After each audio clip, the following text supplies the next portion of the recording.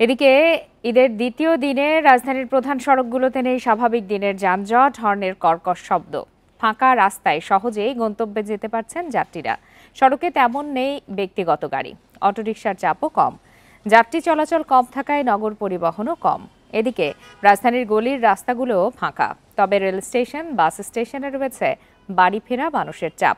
এদিকে খালি ঢাকায় বাসাবাড়ির নিরাপত্তায় বিশেষ ব্যবস্থা নিয়েছে ঢাকা মেট্রোপলিটন পুলিশ। মোড়ে মোড়ে বসানো হয়েছে চেকপোস্ট। পুলিশ জানিয়েছে রাজধানীর নিরাপত্তায় বাড়তি নজরদারির পাশাপাশি সাদা পোশাকে টহল বেড়েছে। বান্ডেল থাকলে প্রতি সেনমানিতে টাকা বাঁচবে। বিকাশ সেনমানি বান্ডেল কিনে জিতুন প্রতি লেনদেনে। কিছুক্ষণ আগেও জানাচ্ছিলাম, ঈদ আনন্দ উদযাপন করতে ব্যস্ত রাজধানীবাসী। তারা ভিড় করছেন শহরের বিনোদন কেন্দ্রগুলোতে। এ বিষয়ে বিস্তারিত জানাতে এই মুহূর্তে রাজধানীর আহসান মঞ্জিল ও বুড়িগঙ্গার তীর থেকে যোগ দিয়েছেন সহকর্মী রিশাদ হুদা। রিশাদ হুদা, আপনি তো এই ফাঁকা ঢাকায় বেশ কিছু বিনোদন কেন্দ্রগুলো ঘুরে দেখেছেন, সেক্ষেত্রে এই মুহূর্তে আপনি লালবাগ কেল্লায় অবস্থান করছেন। সবগুলো পর্যটন কেন্দ্রে বা বিনোদন কেন্দ্রগুলোতে দর্শনার্থীদের ভিড় কেমন চোখে পড়েছে আপনার?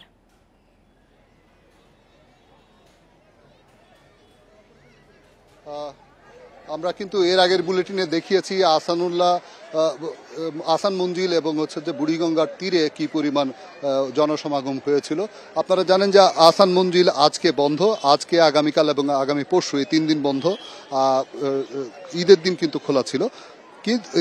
সেখানে মানুষ গিয়ে কিন্তু অনেক মানুষই ফিরে আসছে। তো তাদের একটি বড় অংশ কিন্তু এই লালবাগের কিল্লায় এসেছে লালবাগের কিল্লা পরিদর্শন করতে। আপনারা দেখতে পাচ্ছেন যে প্রচুর জনসমাগম এখানে, অর্থাৎ আহসান মঞ্জিলে যারা যেতে চেয়েছিল তারাও এখানে এসছে। লালবাগের কিল্লার তো একটা আলাদা আকর্ষণ আছে।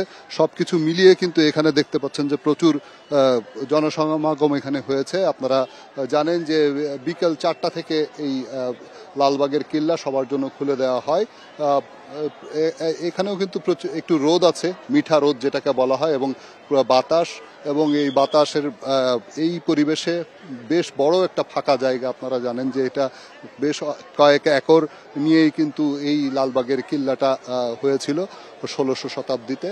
তো তখন মোগল সম্রাটদের আমলেই কিন্তু এই লালবাগের কিল্লা হয়েছিল। তো এখানে আপনারা দেখতে পাচ্ছেন যে সারা কিল্লা জুড়েই কিন্তু কিছু ওয়াকওয়ে আছে এবং দুই পাশে বাগান, এবং বাগানের টুকরো টুকরো চারকোনা বাগান, আয়তক্ষেত্র, কোনো জায়গায় বর্গক্ষেত্র। এই ধরনের বাগানগুলোতে বিভিন্ন ধরনের ফুল গাছ সহ বিভিন্ন মানি প্ল্যান্ট সহ এখানে পুরো বাগানের পরিবেশটাই কিন্তু একটু অন্যরকম করে ফেলেছে, এবং খুব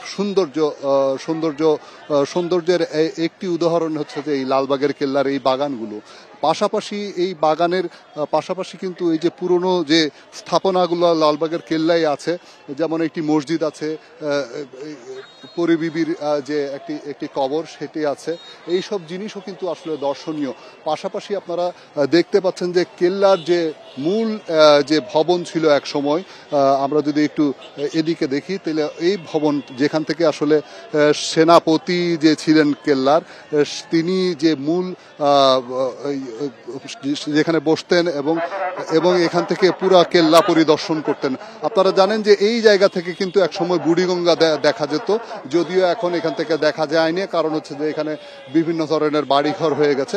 বুড়িগঙ্গা দেখা যেত, এবং শত্রুর কবল থেকে ঢাকা শহরকে কিভাবে রক্ষা করতে হবে এই প্রথম প্রতিরোধ কিন্তু এই লালবাগের কেল্লার থেকেই হতো, এবং এখান থেকেই কিন্তু সেনাপতি তার প্রতিরক্ষা স্ট্র্যাটেজি, কলা কৌশল এগুলো ঠিক করতেন। এবং আপনারা দেখতে পাচ্ছেন যে এখনো কিন্তু 1600 শতাব্দীতে এই স্থাপনা তৈরি করার পরে এটা কিন্তু অনেকাংশে ভেঙে গিয়েছিল। আমরা কিন্তু এখনো ওই ভগ্না অবশেষ এখনো কিন্তু দেখতে পাই। এখানে কেল্লার বিভিন্ন জায়গায় কিন্তু এখনো দেখি যে ভাঙা রয়ে গেছে, অর্থাৎ এগুলো কিন্তু 1600 শতাব্দীর স্থাপনা, কিন্তু সেটা আবার রেনোভেট হয়েছে, অর্থাৎ পুনর্নির্মাণ বা সংস্কার হয়েছে 1910 সালে। 10 সালে সংস্কার হওয়ার পরে কিন্তু একটা নতুন অবয়ব আমরা দেখতে পাই। এই 1910 সালের যে সংস্কারের অবয়ব সেটিও আমরা দেখতে পাই। আমরা যদি এদিকে তাকাই যে এটি কিন্তু 1910 সালে হয়েছে, এবং পাশাপাশি 1600 শতাব্দীতে যেই অরিজিনাল যে দেয়াল ছিল সেটাও কিন্তু আছে। অর্থাৎ দুই ধরনের স্থাপনায় আমরা দেখতে পাই এখানে। এটাই হচ্ছে যে লালবাগের অন্যতম গুরুত্বপূর্ণ এবং আইকনিক বিষয়, যে একদম পুরনো বিষয়টাও আছে, আবার অনেক সময় পুরনো যে স্থাপনা সেটা কিন্তু আসলে কিরকম ছিল ওইটা দেখা যায় না, সেটা আসলে কিরকম ছিল সেই নমুনাটাও কিন্তু পরবর্তীতে সংস্কার করে আবার দেখানো হয়েছে যে এই বিষয়টি আসলে এই যে ভাঙা দেয়াল এইটি আসলে এরকম ছিল। এই দুটো জিনিসই কিন্তু পাশাপাশি লালবাগের কেল্লায় দেখানো হয়েছে এবং এটি কিন্তু শুধু যে দর্শনীয় স্থান তা না, এটি কিন্তু যে গবেষণা আছে গবেষণার একটি অংশ হতে পারে এবং এখান থেকে গবেষকরা তো আপনার মাধ্যমে আমরা দেখতে পাচ্ছি পর্যটক বা দর্শনার্থীদের বেশ সমাগম ঘটেছে। তাদের সাথে নিশ্চয়ই আপনার কথা হয়েছে। অন্যান্য বারের ঈদের সাথে এবারের ঈদের কোনো ধরনের পার্থক্য তাদের চোখে পড়ছে কিনা, আর এই যে বিনোদন কেন্দ্রগুলোতে সার্বিক ব্যবস্থাপনায় তারা সন্তুষ্ট কিনা?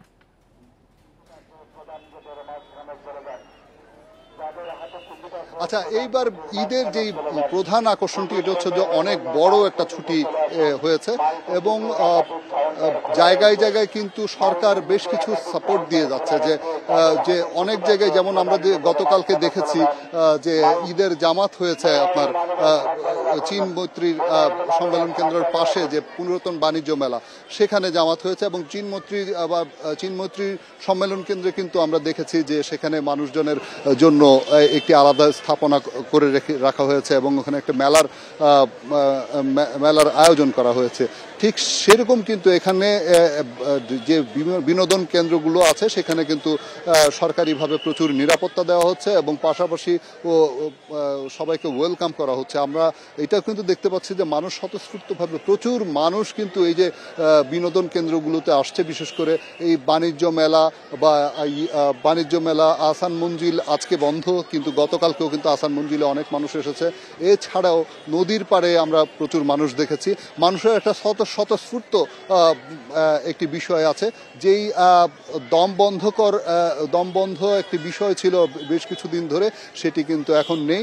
আপনারা দেখতে পাচ্ছেন কিন্তু যে এই যে মানুষের যে ঢল, এটি কিন্তু দেখতে পাচ্ছেন প্রচুর মানুষ এই লালবাগের কেল্লায় এখন অবস্থান করছেন এবং আসছেন, ক্রমাগত আসছেন। এই লালবাগের কেল্লার আরেকটি বিষয় হচ্ছে যে কেল্লার যে ইয়েগুলো আছে, দেয়ালগুলো আছে, এই দেয়ালের উপরে কিন্তু মানুষ কিছু কিছু জায়গায় কিন্তু দাঁড়াতে পারে। সেই জায়গায় দাঁড়ালে কিন্তু পুরো কেল্লাটা কিন্তু একটা জায়গা থেকে দেখা যায়।